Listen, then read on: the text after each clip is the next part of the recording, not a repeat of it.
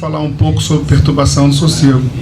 Como eu já disse, existe uma diferença entre perturbação do sossego e poluição sonora. E nós temos que defender essa diferença. Por quê? Porque defendendo essa diferença, a forma de atuação é diferente. Hoje eu faço poluição sonora quando, na verdade, sou chamado para a perturbação do sossego. Então eu tenho que fazer dentro da regra da poluição sonora. Eu tenho que carregar um decibelímetro ou um sonômetro, né? O nome correto hoje é sonômetro. Porque é pressão atmosférica sobre o ar, sobre o som, olha só. A tecnicidade disso não cabe ao guarda municipal, mas está cabendo. Nós estamos nos virando nos 30, né? Para pegar o nosso efetivo que entrou com uma finalidade, no meio do caminho está fazendo outra, né? Estamos nos esforçando para isso, estamos conseguindo atender. Hoje meu comandante, meu diretor consegue dormir à noite, eu também, mas no começo do ano, no ano passado não, era difícil, o chamado era direto.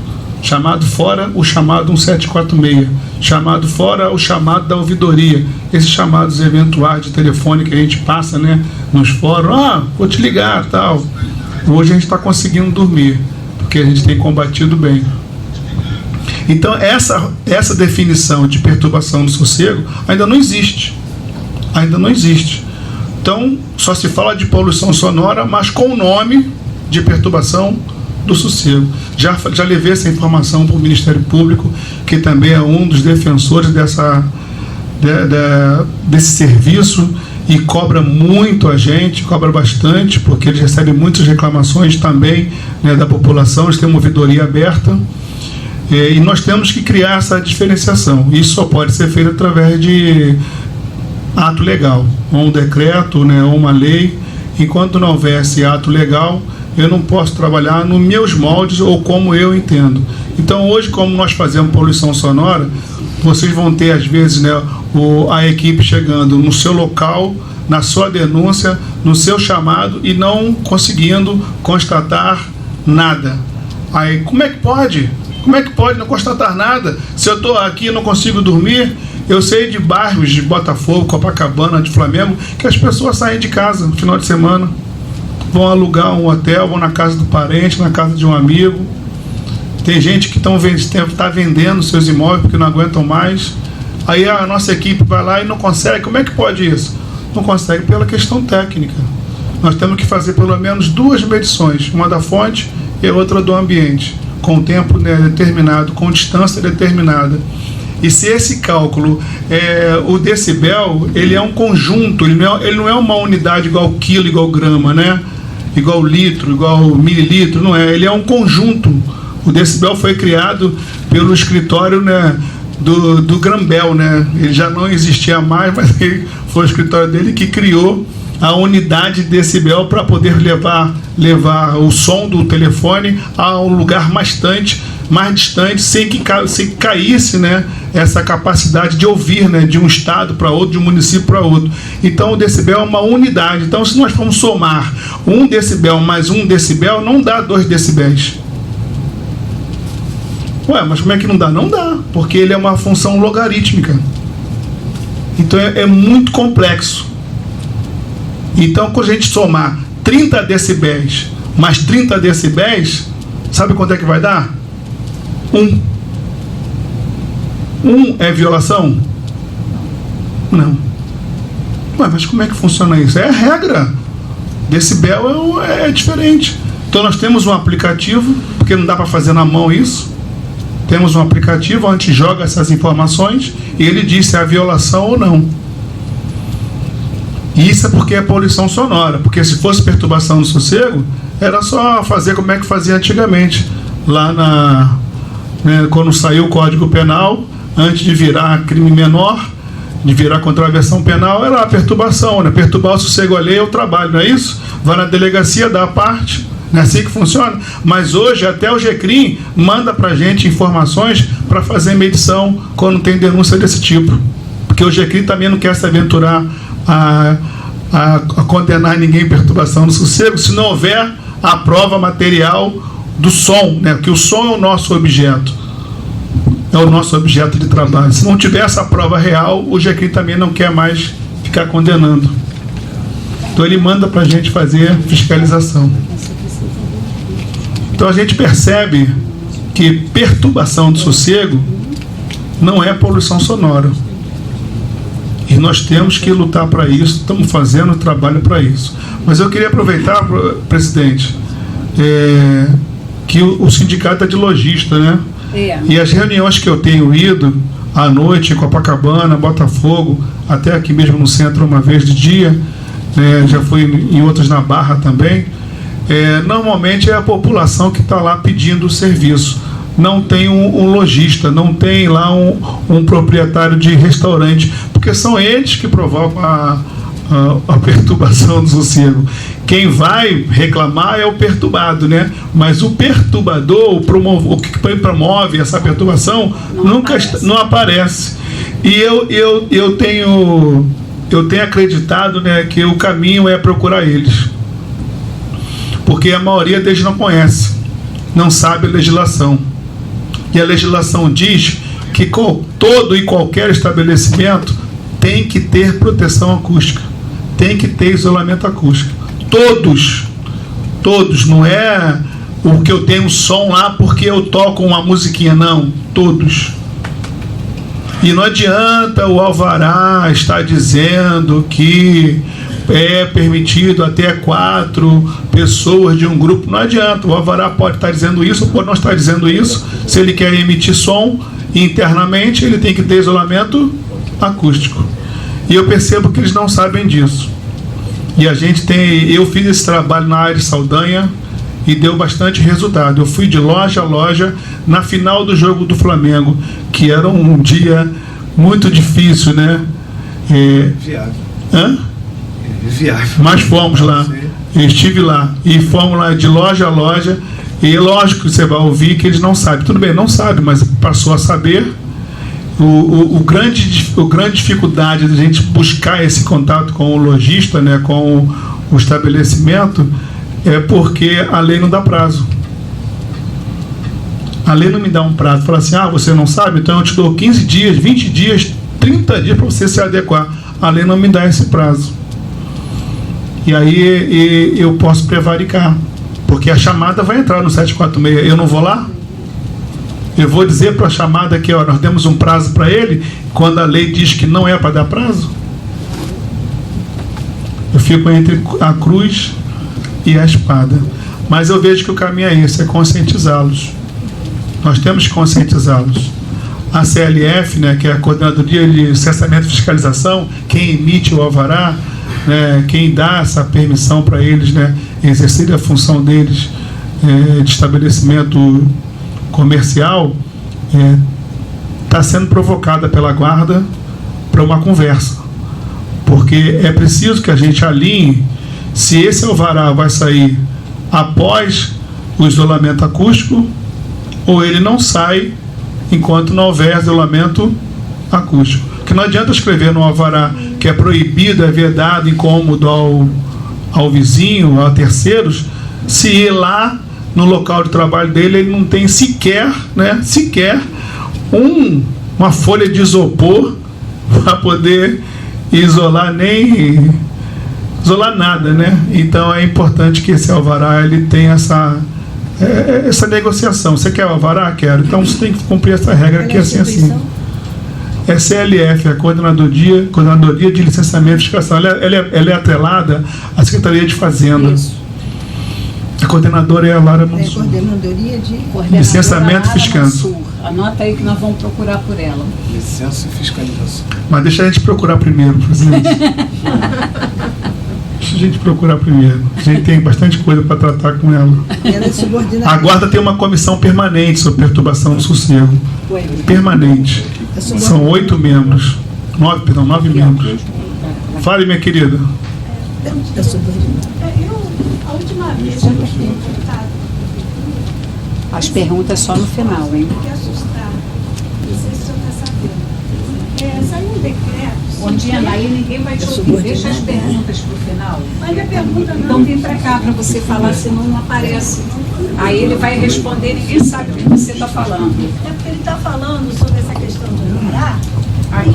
Eu gostaria... Seja breve, porque no final... Tá, desculpa, gente, bom dia. Meu nome é Ondina Castilho, eu faço parte aqui do Comitê de Ética. Estou um pouquinho afastada, porque eu estava fora do país. E quando eu voltei... Ondina, cuidado com a tomada.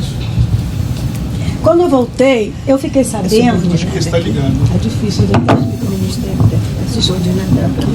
Quando eu voltei, eu fiquei sabendo que eu fiz uma reclamação na prefeitura de um barzinho que eles estão... Aperta o microfone. Não, eu estou falando dele. Tá ligado? Será que vocês vão deixar eu falar? A gente não consegue entender. Você tem que falar perto do Agora microfone pra foi, gente isso. entender. Agora foi, o som está saindo. Desculpa, tá, gente? Mas eu acho que não estão a fim de eu me ouvir. Mas eu vou tentar. O decreto 50.205, de 17 de fevereiro de 2022. Esse decreto ele regulamentou a Lei Complementar 238, de 20 de dezembro de 2021, e que diz que a liberdade econômica no âmbito do município de qualquer tipo de atividade de baixo risco. Então, você vai para a prefeitura, você liga e pergunta se aquela atividade que está embaixo do seu apartamento, em volta do condomínio, se aquilo ali tem alvará. E a prefeitura diz, não tem alvará, é de baixo risco. Então, se não tem alvará, como é que a Guarda Municipal, como é que a própria prefeitura que fiscaliza, ela pode multar? Então, houve uma modificação na lei para que qualquer um possa botar uma mesinha na rua, fazer um churrasquinho, botar um som e fazer o que quiser. Porque não precisa de alvará, não precisa de licença. Então, o trabalho do senhor... Vou fazer uma pergunta assim, vai. Não vou fazer pergunta, estou falando para o senhor. O trabalho do senhor realmente é muito complicado. Como é que o senhor vai fazer esse tipo de trabalho? Qual a pergunta? Não é a pergunta. Eu estou dizendo que eu observei isso. Mas eu vou responder a senhora, dona Ondina. Não precisa... A senhora fala é muito importante, porque essa lei da liberdade de economia, né, ela vai chegar até as pessoas que precisam ter o seu negócio estabelecido sem a formalidade necessária, né? Isso já acontecia com quem tem o MEI, né, que é o microempreendedor individual. Mas a legislação de perturbação de sossego, de poluição sonora que nós tratamos aqui, ela chega na pessoa física e na pessoa jurídica, porque o objeto nosso é o som, é o ruído, não é o alvará. Eu não preciso do alvará dele para infracioná-lo, né? Eu preciso apenas de ter a materialidade que ele está provocando a perturbação, que é o som. E essa materialidade, ela é constatada. Eles também têm um decibelímetro que eles ficam do lado de fora para saber se eles estão ou não, mesmo com a proteção acústica, né, vazando um som que não deveria vazar, uma altura que não deveria vazar. Então você vê que o caminho é esse, é a conscientização. A gente tem que chegar e vamos conseguir. Então, para a senhora ficar um pouco mais tranquila, dona Ondina, a sua fala foi boa, né, sobre a liberdade econômica, mas nós não estamos de olho no alvará. A fala aqui do alvará é para facilitar aquele empreendedor, aquele estabelecimento que vai se estabelecer enquanto produção de som, de música, de show, que ele já saia dali com o alvará, se ele tiver o isolamento acústico, que hoje isso não é garantido. Nem sei se vai ser garantido, ainda vai ser uma busca de uma conversa com a fiscalização, com a fazenda, da possibilidade disso. Fala, Dalmar. Dá um exemplo do Rock in Rio para ela.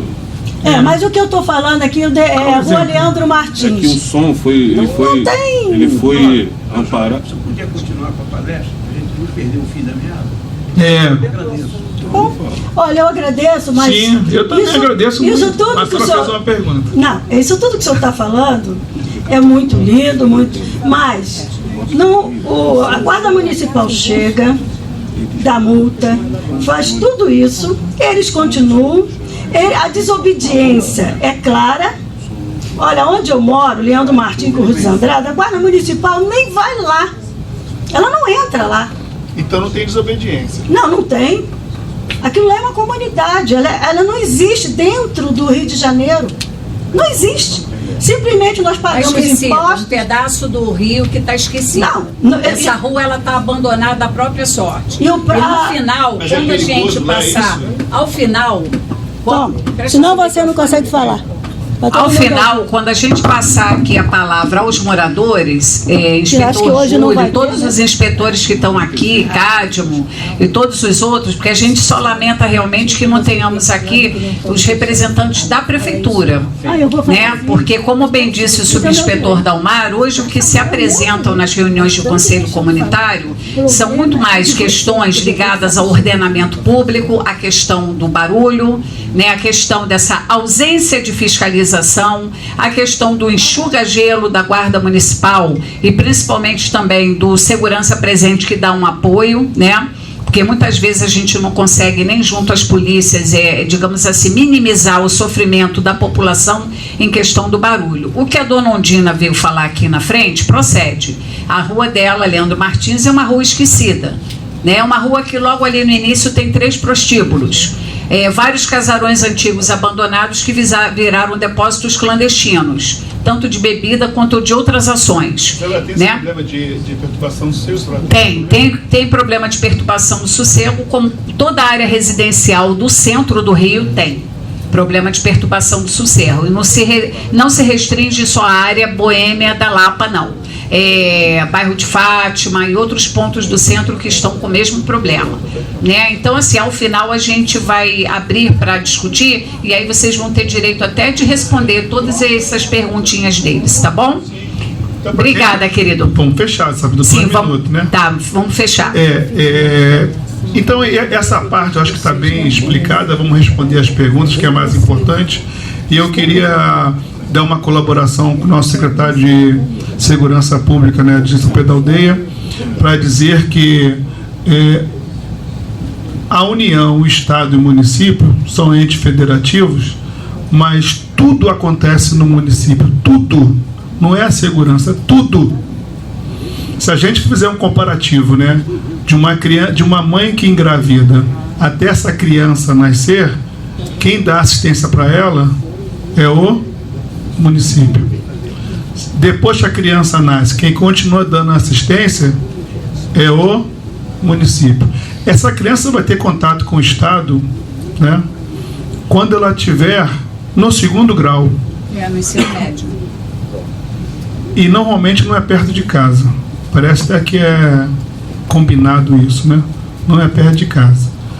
Aí ele tem que pegar um ônibus. Esse ônibus, que ele não vai pagar a tarifa ainda, é ônibus do município. Enfim, eu não vou entrar nessa caminhada, mas é só para dizer que tudo acontece no município. E na América Latina, se a gente for sair por aí, Argentina, Equador, Paraguai, Uruguai, Colômbia, né, Bolívia, já é assim. Já é assim. E no Brasil, os 50 municípios mais seguros do Brasil são todos eles com guarda municipal armada. Todos. As metrópoles é que tem problemas, porque as metrópoles são disputadas por todos, né? O governador vem pedir voto na metrópole e pede menos no município. O prefeito vai pedir voto na metrópole, o presidente pedir voto na metrópole. As metrópoles têm essas características, né, confusas, né? Que eu faço uma escola, o Estado faz uma escola na metrópole, o prefeito faz uma escola na metrópole, faz um hospital na metrópole, todo mundo faz tudo na metrópole e esquece um pouco os municípios. Diferente, né, dos municípios que a gente conhece por aí, como já falou ali o Sacramento sobre São Paulo. Desses 50 maiores municípios que eu falei que são mais seguros, de cara 20 são em São Paulo, de cara. Os 20 são em São Paulo. Então, assim, é um tema que a gente já falou muito sobre isso, né? Eu tenho que continuar falando, mas eu vou dizer que, sabe, porque é uma questão de vontade política, né? De entendimento. né, que eu não vou conseguir mudar isso. Eu acho que eu não vou conseguir mudar isso. Mas é bem claro que a segurança ela é importante em todos os níveis, né? No nível comercial, da educação, da saúde, da parte alimentar, do lazer. Aonde nós temos um ambiente inseguro, nós não temos, né, tranquilidade. A gente, basta você olhar um shopping, né? Onde é a sala de segurança do shopping? Vocês sabem onde ficam? Não tem a mínima ideia. Quando tem? É no último andar, na cobertura.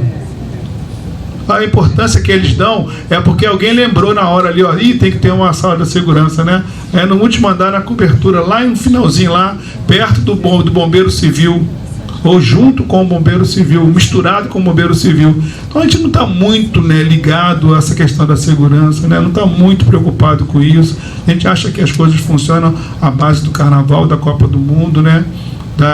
Do bebê na rua, né? Da cerveja. A gente está preocupado com isso, dessa diversão. É assim, a vida que toca, né? Eu tô com 52, né? Daqui a pouco já tô tirando alguns aplicativos da minha vida já, né? Descarregando já alguns aplicativos. Daqui a pouco eu tô partindo aí.